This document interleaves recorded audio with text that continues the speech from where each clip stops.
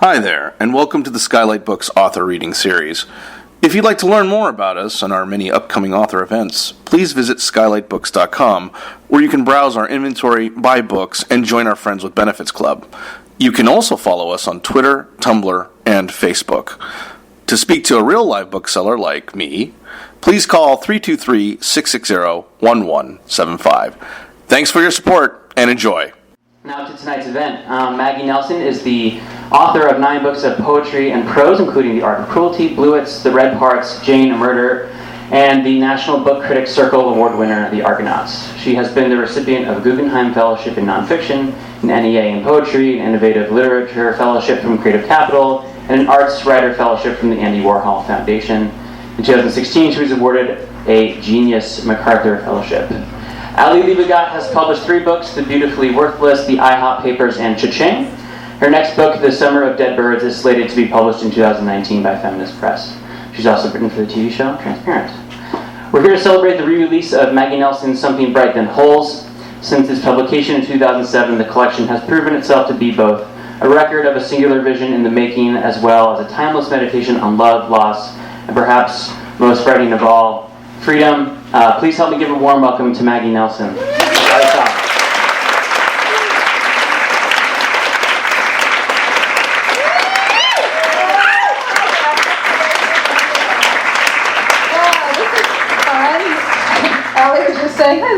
I was just saying, do they know they're here for poetry? So I'm here to break the news. I haven't read a poem in public for 10 years, so this is really a special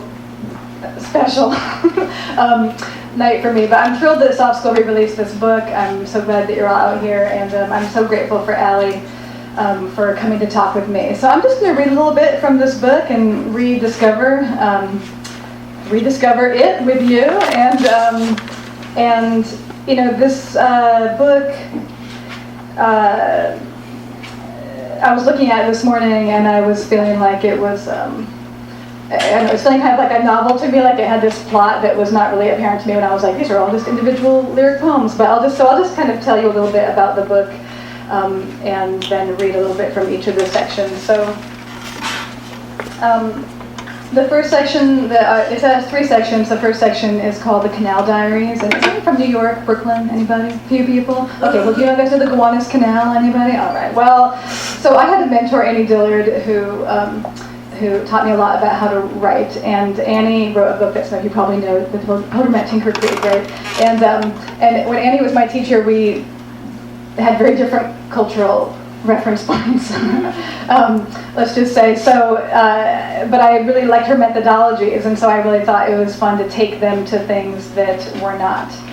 You know, if she wanted to go have spiritual experiences and think about God, you know, on the East Coast at a pond, I would go to the Superfund site in Brooklyn and look at the water and write about all the like freaks that were down there with me. You know, but it would be the same type of project in a way about describing what you see. So the first section is, I'll read a little bit from it, and the second section is called The Hospital for Special Care, and it's about a friend of mine's accident, and I'll read the one long poem from there. And then the last section is just poems of love and loss, you know, basically like an affair gone bad, which you'll hear about a lot throughout this night, because that's the novelistic aspect of this book that was being very clear to me as I looked at it. So, okay, with no further ado, I'll read a few poems from here. So the Canal Diaries, it's weird to read this in LA because it's so site-specific, but hopefully you will bear with me. So this is called The Canal Sitters. Every evening the canal sitters make their way down the street, past the gigantic mustard-colored pipes that grind up cement, past the pale blue and pink factories exhaling through their vents, past the marble warehouse with its vats of stucco, past the oil trucks that stain the walls of their stable, past the yellow diamond that reads dead end, and then further down, end. It's why we've come here, apparently, and why we already know we may not stay very long. Meanwhile, the canal sitters have lived here forever. Their job is to sit and watch for new life, to sit and see if anything is growing, has grown, will grow. Sit and see what life is left after all human attempts to strangle it. What could possibly be born? They sit and watch the cliffs. They sit and watch the water. They sit and watch the pigeons wheel above the cement crusher's mean lavender dust. You have to watch very carefully. You have to sit at dusk with the man who wears all black, with his white beard, his roby face. You cannot ask his name. You have to use a quiet pen. You have to notice the white moth on the engorged gladiola. You have to pay attention to the wind. You have to go inside if the wind moves the dust toward you, and it may come flying toward you, invisible, coarse, and possible, flying like a knife down the water. Green. Screams from an Italian family up the street. That stupid kid hitting rock after rock with his metal bat. I'd be a shitty boyfriend, you said, as if making a promise. I said, it's not the content I'm in love with, it's the form. And that was tenderness. All last year I planned to write a book about the color blue. Now I'm suddenly surrounded by green. Green gagging me pleasurably. Green holding onto my hips from behind, digging into the cleft that can be made. You have no idea what kind of light you will let in once you drop the bowl. You have no idea what will make you full. All right, so I just keep going down there over and over and over again. All right, and so these are confused. I'm night sitting. Went down to the canal last night at 1 a.m., my first time night sitting. The water was black, or just the darkest green, ultra perilous. Its slow lapping bringing back my old impulse to suicide, suddenly, without being unhappy, or at least without knowing it. Last night before we hung up, I called you my friend. It felt right for the moment. The green canoe still humps the red canoe. The water's very still, though the trees are shaking. The fish monitors are just tired logs and nets bobbing stupidly against the cliff. You said my last letter takes up a lot of space, is radiant, and I do feel a light growing from far inside, like the moon, just a bit fatter than half. And now after one sitting, I'm no longer scared of the canal at night. Not scared to sit on the concrete slab stained with graffiti. Not scared to admire the new rash of marigolds glowing in the white industrial light. So this water's very toxic. The word I'm looking for. Okay, there's a movie called Lavender Lake about the water. So anyway, I'm just telling you that for this poem, Reckless. When the rain comes up, the water lifts itself up and surpasses the moss line, oozes over the cobblestones, threatening everything in its path. Last night I dreamt I didn't move in time. I just stepped in, totally unmindful, totally reckless, my feet thus lost to the live virus. So the backstory of these poems is that I moved to the canal thinking I was moving there for a long time, and then within 40 days of doing these poems had a breakup and had to leave my apartment. And so this is what is happening now, is we're moving towards that. So what is it? This poem is called What Is It? A sad dusk here, the water swollen with debris, the blue wrapper of an almond joy, the hourglass of a maxi. Some of the garbage sinks inexplicably, but most of it just floats by, a bag of Lay's, another maxi. Today the man in black is wearing glasses, and I wonder how much one has to drink to achieve that nose. Yeah, I get the feeling he doesn't drink anymore. He greets a filthy dog brought by a skinny hippie. The dog's teeth are blood-stained, his hair falling out in clumps. He doesn't really know what he wants, the hippie says, as his dog sniffs the water. Join the club, says the man in black. The hippie tells us his dog has terrible luck. A week ago it fell into a silo. Yesterday it got electrocuted while peeing on a pole. The man in black and I don't really know how to respond. The sky is amazing tonight, full of blurry swans. Why should I keep writing you, I ask. Because there is a purity in it. And so there is. When the hippie finally leaves, the man in black whispers to me, it walks like a parrot, it's scrawny, it fishes, and it's got dark legs. What is it? How the hell should I know? I'm living a lie. And then, let's see. So I'll just read two more from this. These are the two final ones, but I'm leaving now. Okay, summer song. Yesterday a rose burst forth inside me. Today the rose fled, the world suddenly colorless. Your heart is breaking. Let it. So this is who I always am. Love rushing neither toward nor away, just a rash muscle quaking. I had forgotten it. Perhaps I had abused it. And then I touched it. I felt its beat shaking the walls. Last night I could not find my way home again. I walked the streets to trace the city in the order it received me. 1 a.m., 2 a.m., one apartment after another, back in Chinatown, invisible again. And then I awoke to the rose gone missing, the boat very dark. You are somewhere swimming by the breakwater coming from your mouth like the color green itself, laughing. It's time to let go of this posture, this torque toward the past. In summer's darkest hour, the heart awakens to what it already knows. Nothing to do but welcome its raw clarity. Keep a finger on the pulse, the one sound, the one safety. And I'll read this because it's on the tote bag. All right, the real river. This is when I've moved now to the East River. Simply put, I didn't know the current ran so fierce here. Wake of a yellow water taxi, orange light disappearing into the west. At the shore of the bone-strong river, the real river. Hem of the city, its pale white spire, kidney burning through one side. Everything speaks of its brightness, the salt, the gleam. Rubbing oil now onto my hip, trying to make it better. I had lunged at the spot I thought was wet.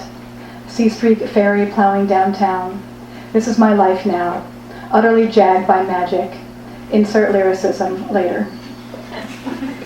All right, so that was an abbreviated version of that. This is a long poem called A Halo Over the Hospital, and it's from my friend Christina, who has since written an amazing book I just want to give a plug for, called A Body Undone, Living On After Great Pain, about this accident. But this poem was written, I don't know, maybe the first or second time I was with her in the hospital. I ended up taking care of her for some time. And she was in an accident, as you'll see, that left her paralyzed. So, A Halo Over the Hospital. You looked beautiful. Your eyes blue and lucid, though your face has been reconstructed by a team of surgeons. Just a few little scars on the bridge of your nose and under your chin. You would never know. Your skin hung on a rack. They gave you titanium cheekbones, a titanium jaw, and I couldn't tell either until I brushed your teeth, trying hard to dislodge the morning's oatmeal while avoiding the broken ones. Some on the front are apparently little stumps, and inside your gums an astonishing gnarl of metal, such miniature machinery. You are truly a cyborg now. The metal of your jaw linking up with the metal of your cheekbones, behind the scenes. Now your skull is literally shining. And your arms can move so much more than I thought, and your grace is utterly intact. But your mouth gets dry. I have to trace your delicate lips with a finger laden with balm, cherry balm, from a tube. Make sure my hands are clean, and then reapply and reapply. And give you water from a miniature green sponge on a stick, a little lollipop of water. This is an incredibly inefficient means of drinking, you observe. And indeed each suck gives you only a thimbleful. So we have to perform the feat thousands of times. Try going in on the left side, you advise, and I straddle your bed to do so, trying to avoid your broken teeth in the front. Just shove it back in there, you tell me, always the mentor, always encouraging me to get it right, to find an adequate angle and thrust. When you sleep, I make sure you stay breathing, make sure I'm there when you open your eyes, as you're slightly stricken upon remembering the prison your body has become. I'm frightened, you say. And then I'm sad. I'm so sad to be paralyzed. And I am sad too. You cannot wipe away your tears because your hands don't move. And I cannot wipe them away either because it's too abrupt emotion. Everything now needs to happen very slowly. So you place a wet towel across your eyes and your tears must soak upwards. More ice, more ice. The water on the little green sponge has to be cold, not lukewarm. And your fingertips can't touch the sheet. It's too painful to touch anything smooth. Okay, we'll try propping up your hands on rough white towels. Is that better? Yes. You say my hand feels good touching yours, and it's like I won the lottery. You fall asleep again, and I hold your hand, but I don't know where to put my head, so I lay it on your bed beside your hips, and I fall asleep too. It's Sunday afternoon. Outside in the common room, there are people we once might have pitied, but now we envy. Double knee replacement, one amputated arm, big deal. Later I get to wheel you outside, and it takes forever to lift you into the chair, and it requires a motorized yellow crane. Your body hangs like a beautiful tan bird in its beak. I try to wheel you slowly, like Nurse Peggy said, slowly down the glass hallways, careful not to raise your blood pressure. We can go out into the autumn air, but we cannot go down to the pond, not yet. You say you want to see the trees with gold leaves, and so we do. The leaves fallen along the pathway bunch up in the wheels of the chair, and I get a little panicked. How do you work this thing? Where are the brakes? Everyone at home wants to know if you're okay. You are not okay. You're paralyzed, and you're in tremendous pain. Everyone keeps asking, do you think she will walk again? But that really isn't the issue. The issue today is your distended stomach, your painful little balloon of gas. Apparently the spine runs the bowels and the blood and just about everything else. Miraculous and hurt jelly cord. Your whole body is suddenly withered and transparent. We can see your muscles move with electrodes on. You have some tricep, no bicep. Your left quad jerked, but no luck on the right. Someday you will recover, I just know it, and I tell you so. I cannot stop smoothing your hair. It's blonde, laced with gray, growing longer than it's ever been. And your body I always wanted to see naked, and now I've seen it twice. Once in a photo album I stumbled upon, photos of you and your lover naked in your kitchen. You looked happy and free, and I felt happy for you. And now here, the aureole of your immobile breast, magnanimous and wide, your legs quiet and hairy, so not moving. We discover some stitches in your calf. Someone at the ICU must have forgotten about them. The nurse pushes on them and pus comes out. We all wince. They have to come out soon, and so they do. Then dinner wheels in, pureed tuna melt, pureed Black Forest cake, and I imagine this gigantic medieval kitchen where they make each dish and then send it to an enormous blender, and out comes this ridiculous beige and gray paste. Of course you're not hungry. The lemon yogurt I fed you so assiduously in the morning has caused you unthinkable pain, and to think I pushed you into eating all of it, agony. I read you an essay of mine about troubling the passage from the particular to the universal, and you say, yes, Maggie, the problem now is to think the singular. The singular, you say again, very seriously, as if it's 10 years prior and we're just sitting in your office. This whole situation is seeming very singular.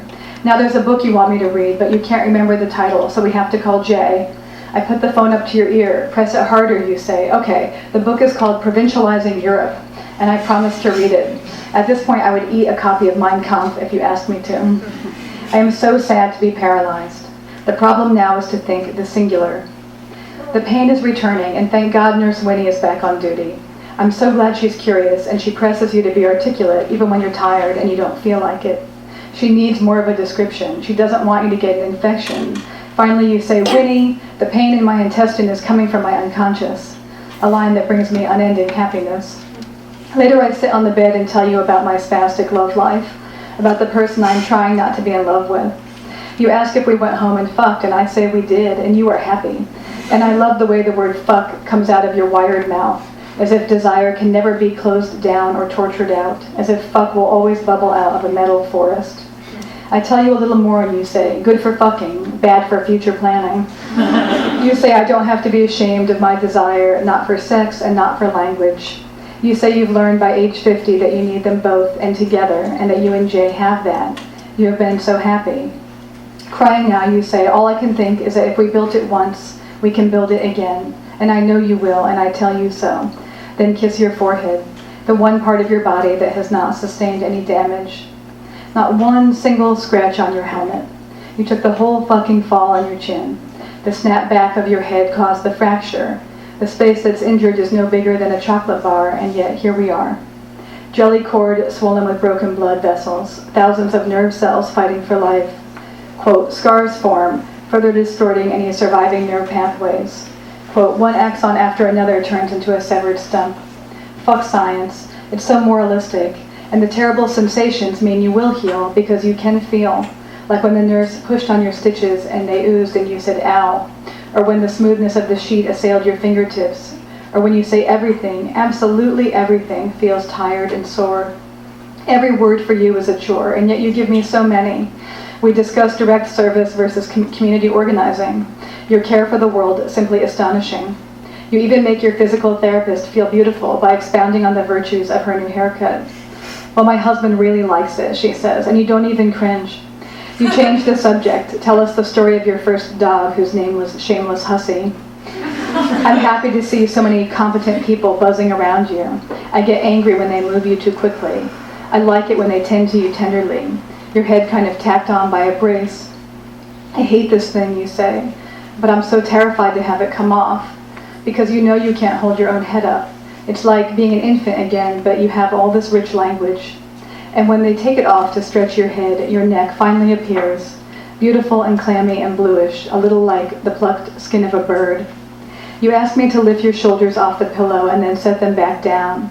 I try to get the rolled towel behind your head with one hand while I redistribute the gelatin of the pillow with the other. Just be a little bolder, you say. What feels right to you keeps changing. Thousands of times I moisten your mouth with balm and water. At lights out, I drive back to your house, where I sleep on the floor of your office amidst the hundreds of projects you left in progress. Piles of books and papers, tracts about global feminism, calls for social justice. And I do cry a little then, in mourning for your graceful and butch handwriting. But I know now where you are, and where you will be for some time. Gold leaves swirling outside, gold leaves making a halo over the hospital.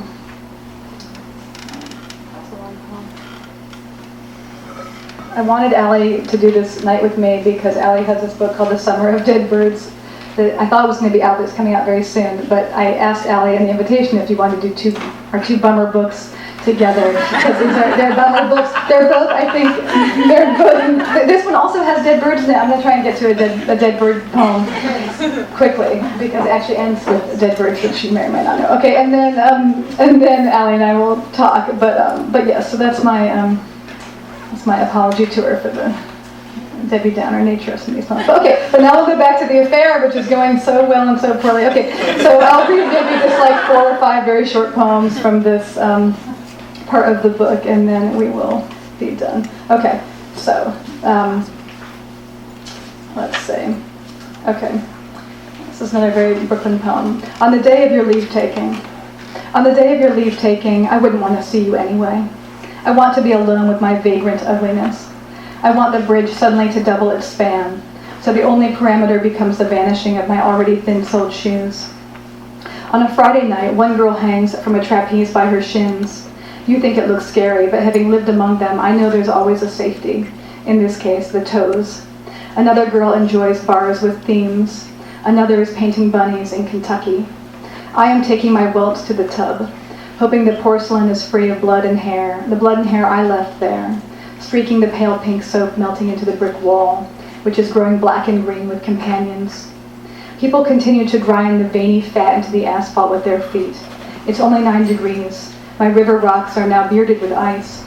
So the fat freezes and the spoon wedged into the cement glistens. I keep wanting to pick up every hard and bright object I find, put it in the mason jar, add blue pigment, and shake. Gnarled hand of green glass, leftover confetti, petrified pieces of pizza that appear near the trio of homeless men who watch a shaky TV hooked into a generator in the parking lot. It's where I get my news these days, and why not? They always know the score, the 5-day weather report. I can see you boarding your jet plane.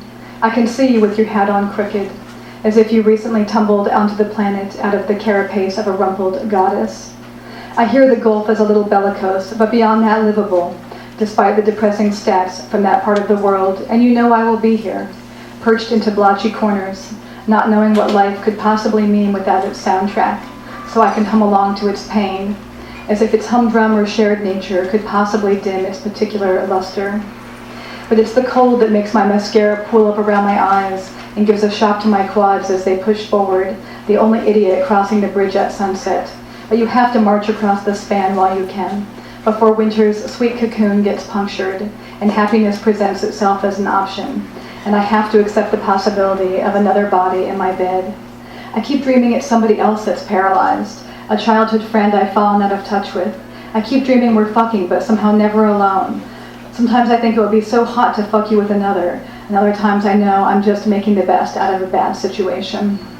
Have I mentioned I'm watching a man softly cry as he searches for a lost pill under the pillows of a sage-colored couch?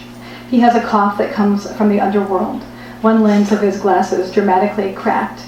I want to hold him, the way I want to hold anyone who seems contagious. Maybe we could keep each other warm.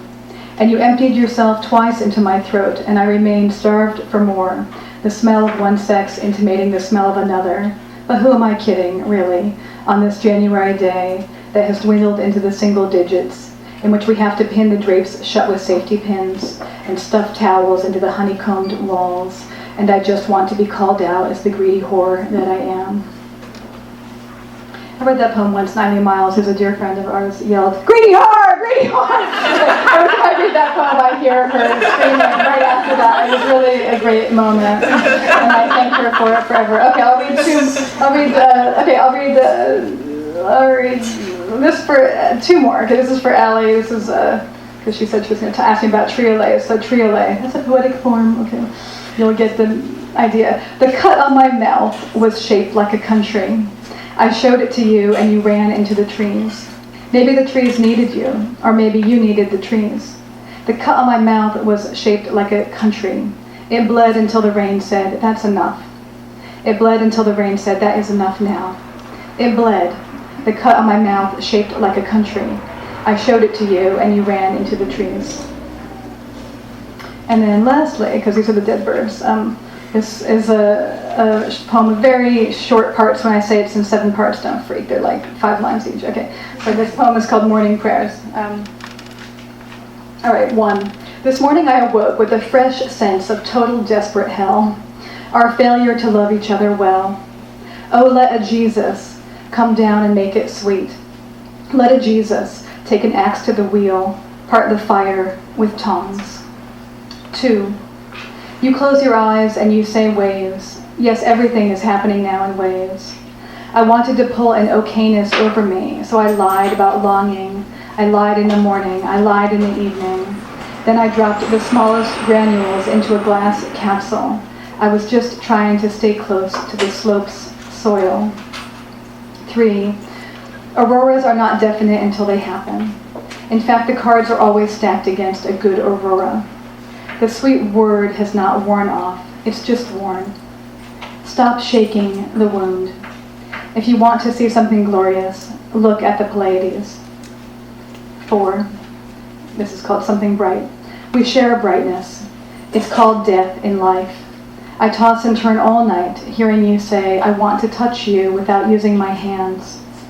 Then I wake up with an offer, the hype of my clarity, my good clench and ache. 5. This is the then holes part.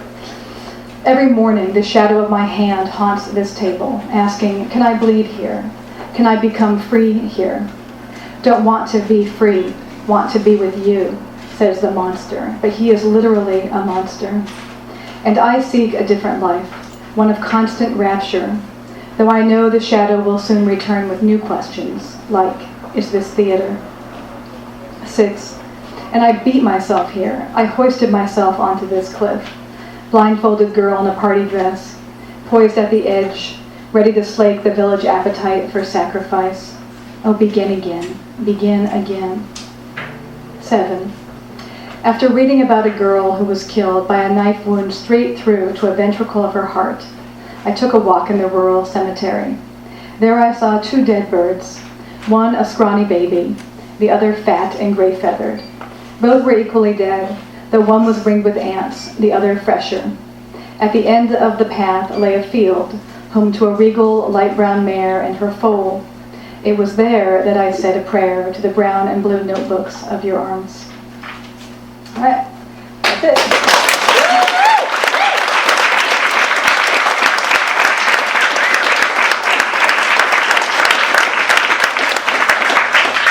Maggie Nelson, everyone.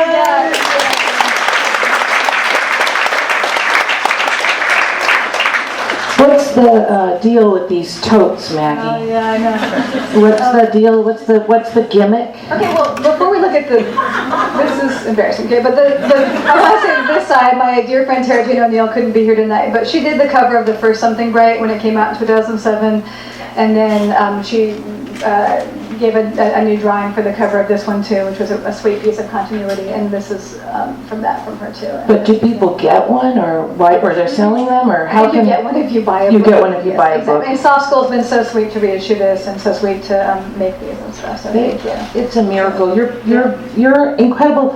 Hi everyone. Wow, what a crowd. Well, I just want to start with saying, how does it feel to read those poems after this book was first came out in 2007? So how does it feel to revisit all of that? Well, it's interesting. I mean, it's interesting in part because I feel kind of far away from the impulse to write poetry, and I think, as you can tell from hearing some of those poems, that whatever I was doing with poetry. I mean, I lived in New York for, most of my adult life, all of it till I was, from 17 to 33, and then I moved to LA. And as you can tell from those poems, I would just, I was like Frank O'Hara was my idol, and I just went around with my notebook, and I wrote down everything I saw. So, and I don't do that here at all, and I've only written long nonfiction projects because I feel like in LA I drive and I think and I drive and I think and it's beautiful because I have space for like much bigger ideas and longer thoughts. But I guess what I was going to say is that, so on the one hand I feel alienated from that process, and I think, wow, like I really had the time to just go down to a canal and sit and like watch, write down what pieces of trash I saw floating by, like amazing. But on the other hand, I feel like I can see in those poems so many pieces of some of the projects I've done since. Talking about color, saying I want to write these things about the color blue, and obviously the long poem about my friend and a kind of long-standing interest I've had in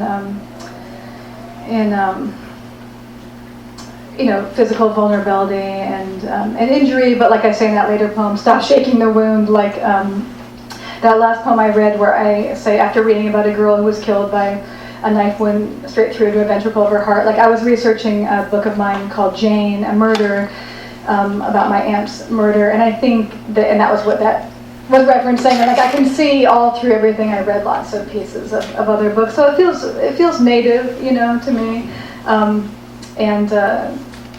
but it feels like a kind of act of attention to the material world that I think I've given more to the world of ideas in a way since. I always think about, I actually bought the first copy of this here, and because every time I come to Skylight I try to buy a book, but I almost always try to buy a book of poetry by women, which is like, so there's at least one sale of poetry for a woman every year. But I had such a nice time. I went up to Griffith Park, the observatory, and just read this on a blanket, which felt so foreign in Los Angeles to do something like that. And poetry, I always think of poetry as like, especially in this day and age, is like a fuck you to time, and that way, I just read that book, How to Break Up with Your Cell Phone or whatever. It's basically how we're stupid now from having a smartphone, like we have the attention span of a gnat. Maggie just got her first smartphone, so this is probably the last time you'll ever hear her read or write. But to think about like poetry as you do write nonfiction too, and to think about, I always think about what poetry catches that other work doesn't, and like you referencing, because when I saw that about, if you haven't read Maggie's book, Bluets, it's beautiful, as all her books are, but Bluets is, I think, my favorite of yours, and I met you as a poet, so I always think of you as a poet first, but when I think about poetry and what it means in this day and age, and whether it's for us or for others, or just that part, Marie Howe always talks about poetry as a spiritual autobiography, and I love that summing up. But I just wanted to ask you about sort of your relationship to why not poetry now, besides time, or is that the only thing? You mean me personally? Yeah. Like why not poetry? Yeah. Like why? Is there, like, are there things that I know? Love is a great time to write poetry, and the shatterings of love, as we all know. Yeah. But like, is there? Yeah, if that happens, I look forward to a grand poetic wave. Well, it's funny. We did meet as poets, and I think for me, in addition to loving poetry, in addition to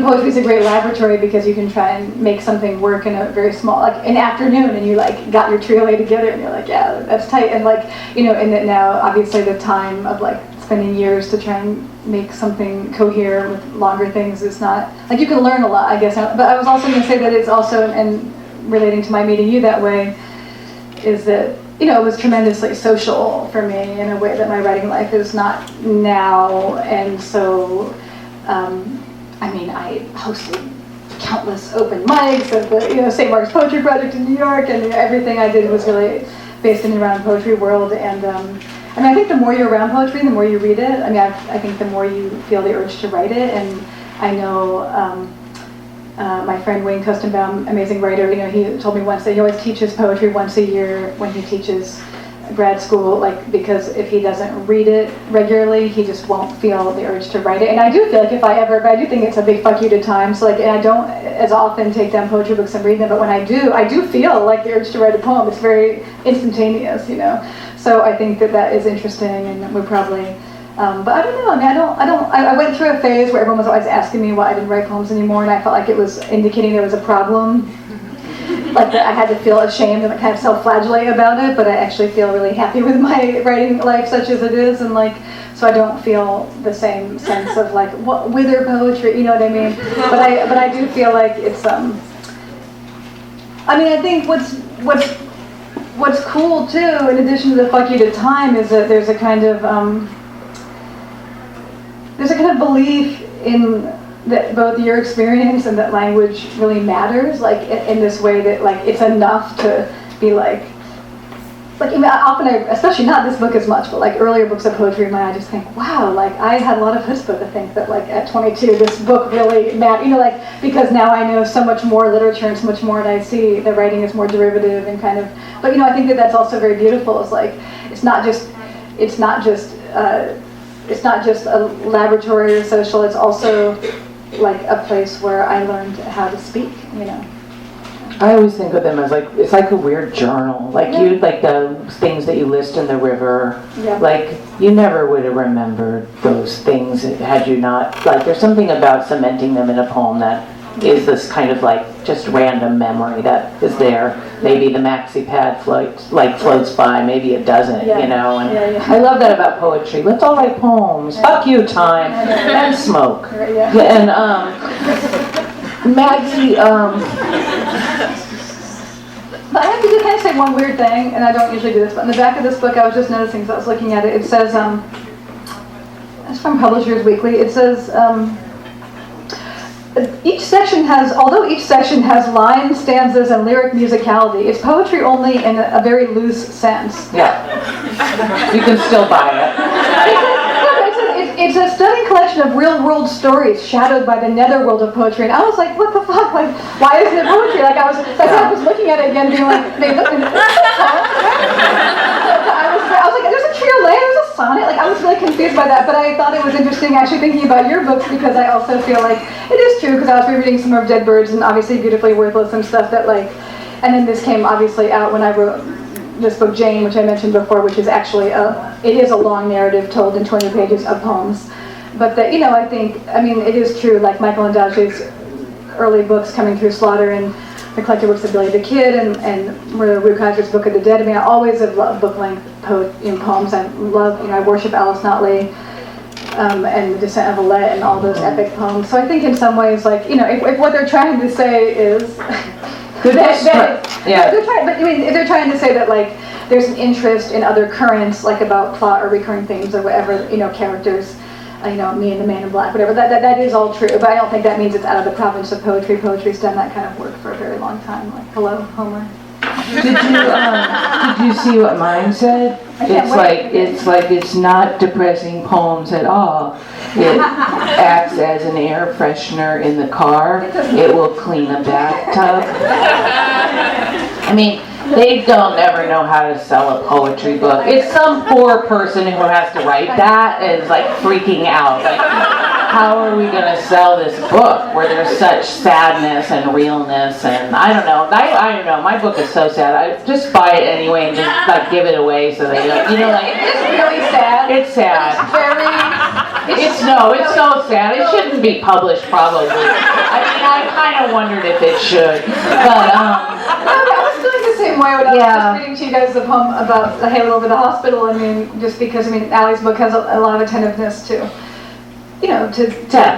Yes. And I think that, but I think, well, I'll just say this. You said you were going to ask me something about that poem, so maybe I'll wait and see you ask me. You want me to ask you? Okay, I'll Because I feel like you're accidentally answering all the questions before I got to them, and now I just seem dumb. Okay. Well, I was going to actually, that long poem about your friend, I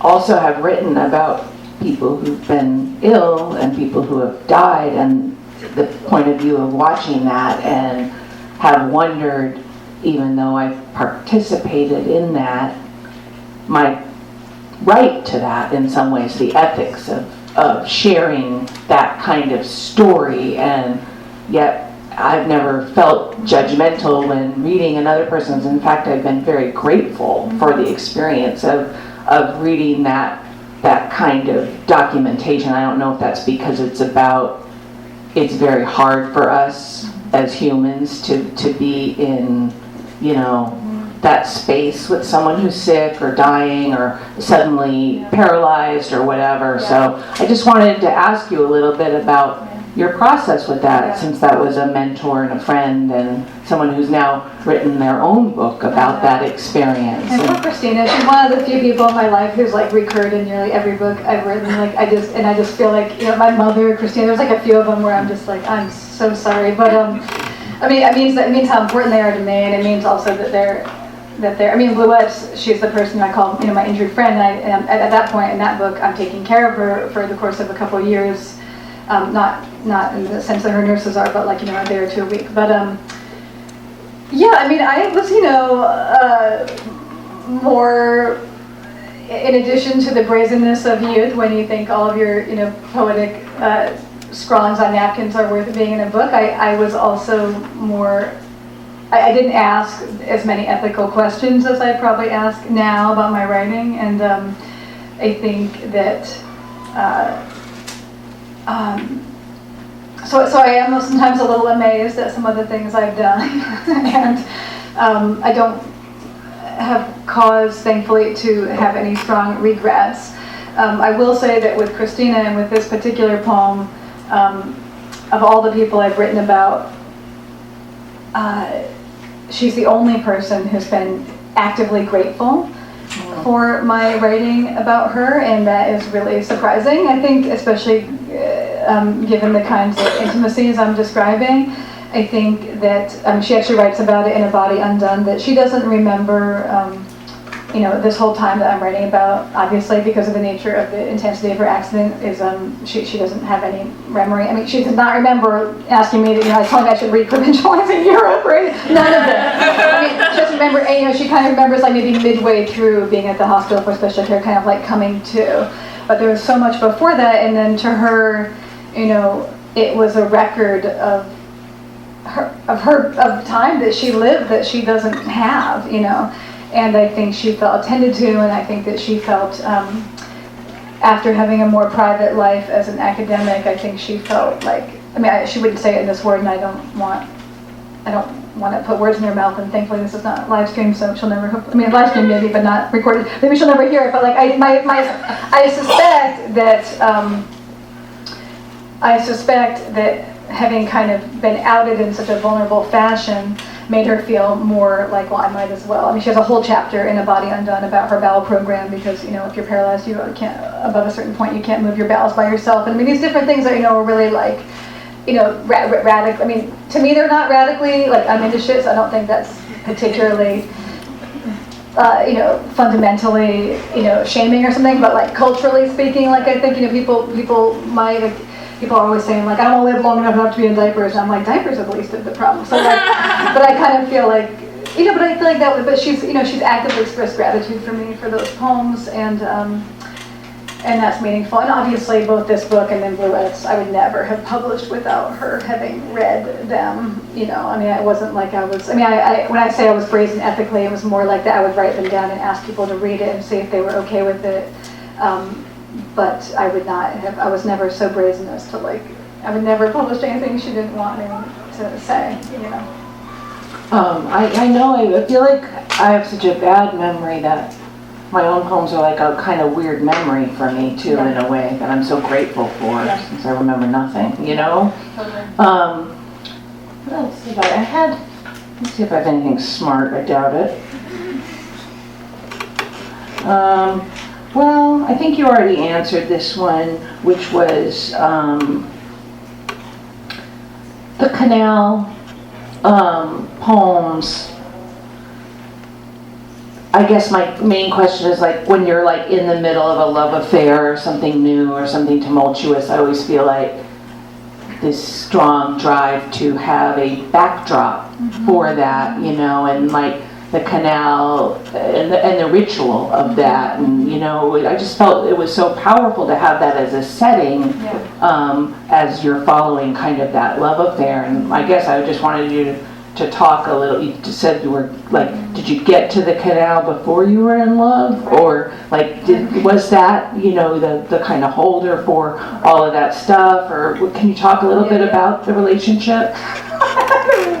Allie warned me she was going to ask me. I'm sorry. Oh, you can. Yeah, no, it's all good. It's so long ago. That's the brilliant part of this book. It's like, who cares now? I know, and it's like, who cares about the people, right? Yeah, like, no one, it doesn't. They're like, that's amazing. Oh my God, how painful. You're like, I don't even remember the person's name. Exactly. It was a long time ago. No, so because it was so long ago, I can just tell you flat out, it was so weird because I was with somebody, we moved to the canal, to an apartment, but I started an affair right after we moved there because I wasn't really, it was like acting out, like it was the wrong move to move in, right? So I was just there for 40 days, which is as long as I could not burst out the information of this type. So there's like 2 U's in that whole long series, and then eventually I, complained about everything and leave. But I was not planning. That was not the plan. My plan was just to move there and live a new life and whatever. But it just all totally unraveled. But I do think that you're right about. There's a poet named Frances Richard. I don't know if any of you know Frances, but she's a really great art writer and poet who I love very much. But she has a book of poems called See Through, but she uses as its epigraph, I think, a Frank O'Hara comment where he says, I'm not going to get it right, but it's something to the effect of, then a person walked in and made the landscape narrative. And I've always loved it so much because it's like, there's the landscape, right? And then a person walks through and suddenly there's a narrative. And I think that I was definitely playing with that feeling. I think that that's the feeling that you have. And I think, but I also think that both this book and Bluets, which I wrote right afterwards, I'm not in this place at all right now. I don't know if I want to be in it or not, but I think I was very fascinated by it. And that's the reason why it's called Something Bright in Holes is because it's a description from an essay about a girl who's been blind her whole life, and then when she suddenly can see, she describes her hand as something bright than holes, right? It's like there's the holes and there's the bright parts. And I was very interested in like this idea that when in kind of times of great disruption or great pain or great lust or whatever, that the physical world can appear differently. And in Bluets I wrote about this. It's actually kind of like a neurological phenomenon where like colors can seem brighter. I mean it seems like duh, like it sounds like a commercial for like suddenly like we're in the land of Oz or whatever. But I think that it's very fascinating to me like at what points life feels dull, and at what points actively do things seem to have almost a take on an almost talismanic proportions of a life. And like poetry as a practice can be a way of injecting life with that talismanic feeling, because like you go out hunting and you don't even know what you're hunting for. You're hunting for a poem, and so therefore the whole world kind of becomes that. But I think in both of these books, there's like the landscape is interesting, but it's the people wandering through it and the kind of like emotional upheaval that makes it both narrative and also more strobing, I guess. I love your poetry, Maggie. Thank you, Allie. And I love you. I love you too. Should we open it Sure, up why not? to Okay. any other dead bird fans in the crowd tonight? Any questions for poets? Really? Or poet. Do you have a question back there? No, you're just stretching. Look at this crowd. Look at all of these people saying "fuck you" the time. Anything. Really? No Just give them questions? that. You never know. We'll have to like. Can you talk a little bit more about the methodologies that you picked up on from Annie and like learned with her, and how you brought that to this book? Yeah, so Amy Dillard was my teacher when I was in college, so I was very young.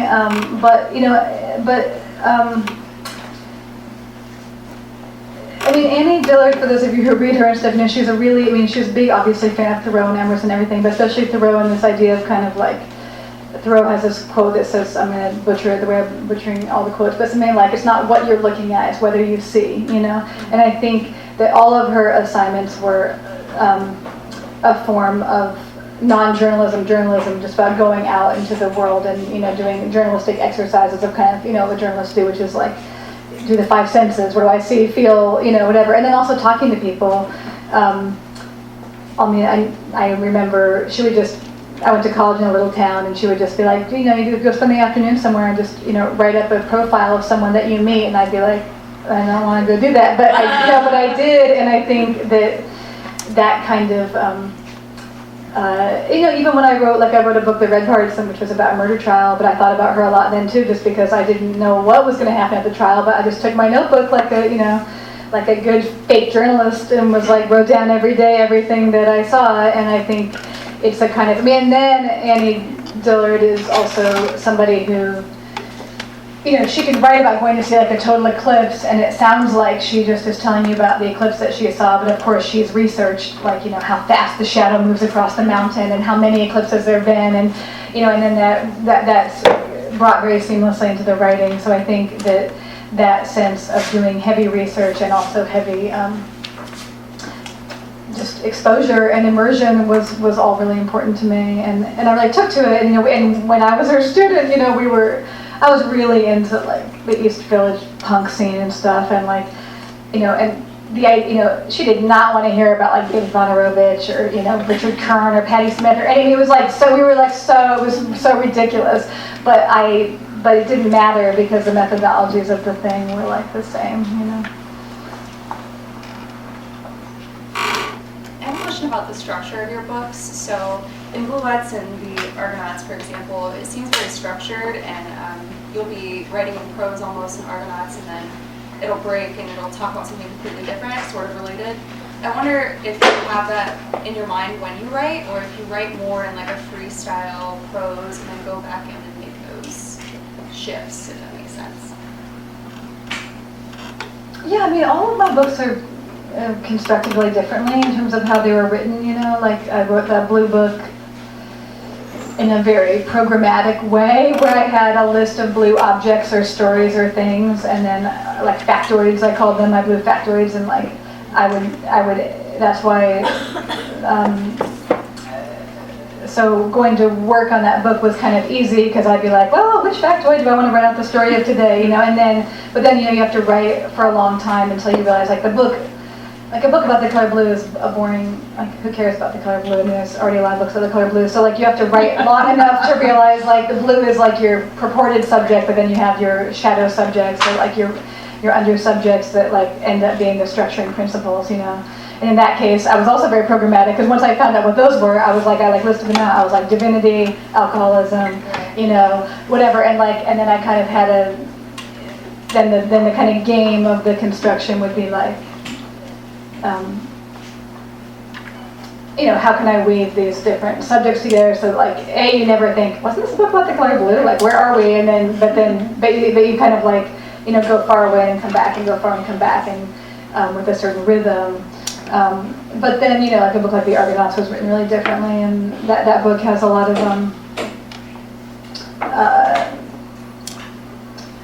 that book had a lot of big pieces, like a long talk I gave about Eve Sedgwick was one big piece. Essay I wrote for my friend A.L. Steiner was a big piece. Like, there were kind of big pieces, and some were about maternity, whatever that means, and then a lot were about queer stuff. And once that book became that was like the kind of impossible or exciting nexus of those two things became its subject, then it kind of became like how to make leaven it such that but, you know, I don't care, like, you all can do this and that's fine, and I'm not, and we may never talk about my work again, but like I don't love when people say like that the works are like collages or something, just because I don't usually I kind of like to move from point A to point B in a longer project with a kind of some kind of narrative movement, even if it's a narrative of ideas.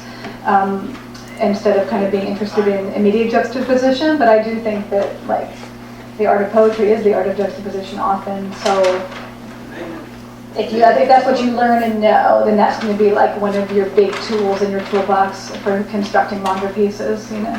It reads very seamlessly, but when I thought about the construction of it, I was like, that seems very challenging. So. Yeah, I mean, it's all different. Like if it's a short enough book, I can like lay it out on the floor. Right.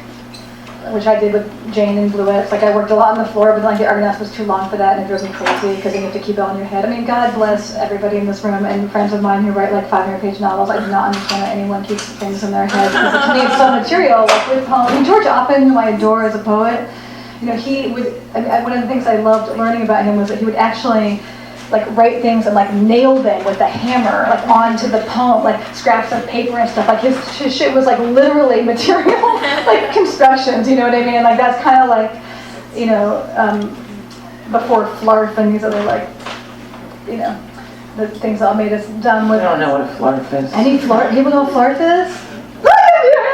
What is it? Yeah, it's like a poetry made from Google. And anyway, but I'm just saying, like, I know, don't even remember, but it came and went, it's so over. But like, I just mean, like, I came up, Allie and I both came up before poetry existed. Yeah. So it was always a material, like laying things out on the floor was not weird because there was not like another way. But you were gonna, yeah, go ahead. So earlier you said that when you were working on this project, you were grappling with the same ethical questions you are now about your subjects. So which questions are you grappling with now and what prompted those? Well, I never had any readers. Like until more recently, I think. So I think in a way that's been very beautiful because, I mean, coming up from poetry and stuff, it's not like you're not talking to people like in a room, but like I don't,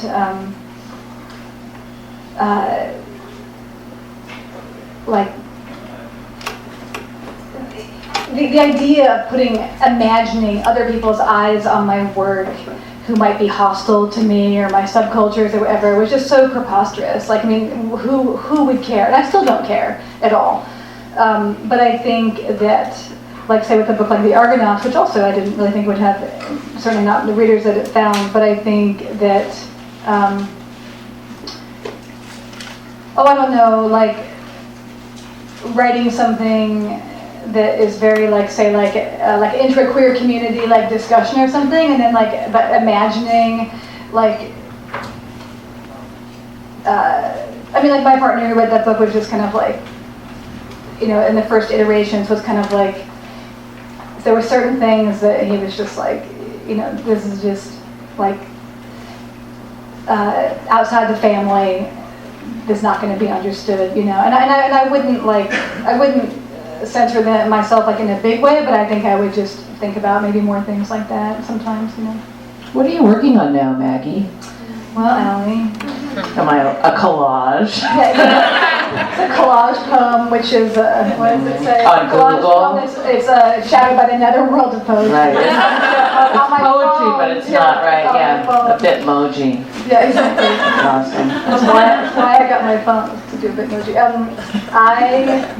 I'm writing a book about freedom, and it is a criticism book. It's not autobiographical, and it has a chapter on freedom in drugs, freedom in art, freedom in climate, freedom and sexual freedom now, and it's a big project, and it's been with me since before I started writing The Argonauts, so it's been kind of a beast. I mean, I think that I've always been like a liberation-minded person, finding herself living in what people often call like post-liberatory times, and that bothers me.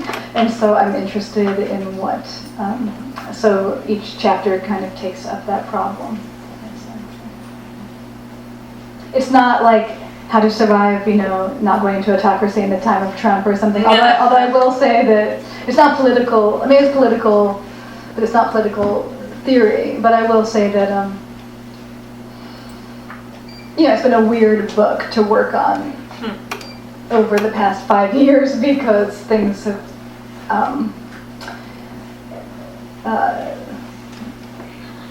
things that seemed like they were undercurrents, that I was tapping into or that other thinkers are tapping into now seem obviously like overcurrents all the time, and then that makes things need to change because you're not really diagnosing something that now is all very obvious. But I think that it's still how do I say it? I think it's like in the chapter I just finished about the climate, I'm very interested in this idea of kind of, for so long people have felt like whatever we're doing, even if it's social justice, it has to be sold in the language of freedom, it has to be sold in the language of liberation, decolonization, all these kind of different tropes. And I think it's really difficult when there are things like the climate crisis that are really about grappling with limitations and with the fact that the entire kind of ideology of freedoms that we have been historically commensurate with carbon, basically. Like in some sense they're not. The idea, a lot of modern ideas of freedom about being, even things like we all love, like you all, like just being delinked from your toxic family because you can live 2,000 miles away, or like all these things that are very, like that really mean to us. Oftentimes freedom are often made possible by something that may be destroying the conditions for human activity, and so those kinds of knots are very thorny and troubling to me. I'm not going home, Maggie. Not until the last polar bear is gone. That's when I'm going home. I'll float on my ice thing back to Las Vegas. No, in Vegas, I was going to say. Yeah. So No, they're doing the right thing over there. Yeah. They're the wave of the future. No one has AC on, or pools. They're doing great. Yeah, should we do one more and then you want to sign some books? Okay. Okay. I know you said when you are reading poetry, it kind of makes you instantly want to write poetry. When you're working on a book of criticism like you are now, does that change your reading habits? Are you always researching, or are there other books that you find time for? Yeah, no, I think it really changes my reading habits, and I don't read. I read different things, but I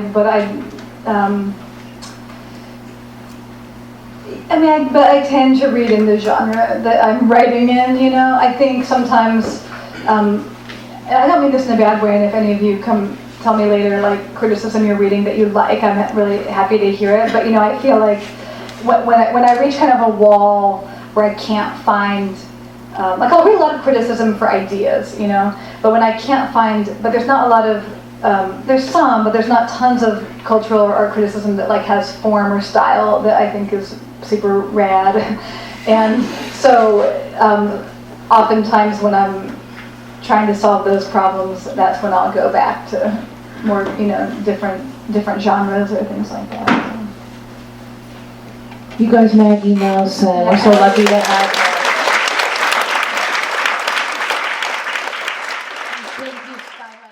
you. You've been listening to the Skylight Books author reading series. Don't forget, you can listen to this and all of our other great podcasts at skylightbooks.com. Thanks again for stopping by, and we hope to see you soon.